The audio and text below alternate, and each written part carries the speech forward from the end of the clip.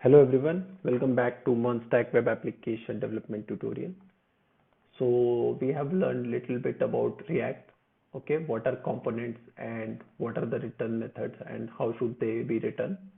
Okay, now let's define our own component and let's try to use that component inside this component. Okay, so let's create a folder called component and let's create a file. We will be creating actually a navbar for our application. So let's create a navbar component.js. Okay. So navbar component.js is not actually the naming convention. You can just name it navbar.js. But for my understanding, I prefer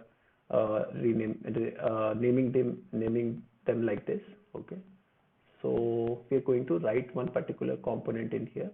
Okay, let's get started with writing a component. So first thing when you want to write a component is first import the React package itself. Okay, and let's try to declare this particular class. Okay, so we are declaring this particular component as class, whereas the previous component was function. So even this particular component can be a function as well, and even this can be a class as well. There is no restriction with respect to that. It's only the usage or the content that the class or the responsibilities that they have will, depending upon that, they will be either class or a function. Okay, so if you are expecting too much of functionality or a few things that you want to do which might not be possible in function, so in that case you create the component as a class and not a function. Okay, so basically this is the uh, lightweight pattern of creating a component. This is kind of creating with all the details and stuff. Okay, so let's create a nav bar. Okay, and extend, which should extend component. Okay, so this is the React component itself. And so in here, in the app.js, we have seen there is a return method which returns HTML code. And because it was function, we have the return method direct itself. But in the class, we have to write the return method inside the render function. Okay, and you could do all kind of stuff in here, which we said we want to have a lot of functionalities of lot of code that needs to be written. You can always write in here in the except the render method. Okay, so here render method is responsible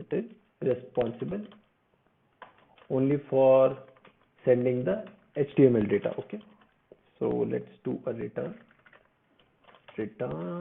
and then I want to return an HTML div which says A or B, or let's call it CD just for clarity. Okay, so yeah, that's it. We have defined a navbar component in here whose responsibility is basically to print CD or return HTML tag that says CD. Okay, now I want to use this particular CD and show it on the same page itself. So for that, it's very simple.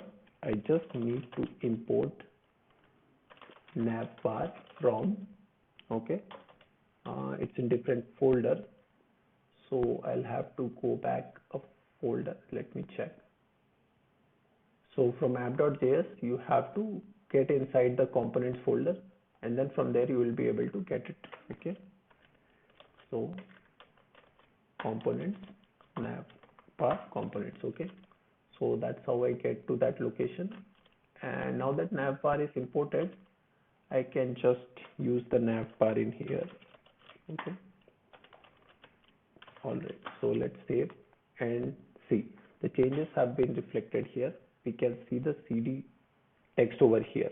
Now what has happened is we created a component which returns an HTML code, and but it also uses a component, but this component in turn is returning some HTML code. Okay, so if you imagine, the entire content is actually nothing but an HTML code hence the final content over here.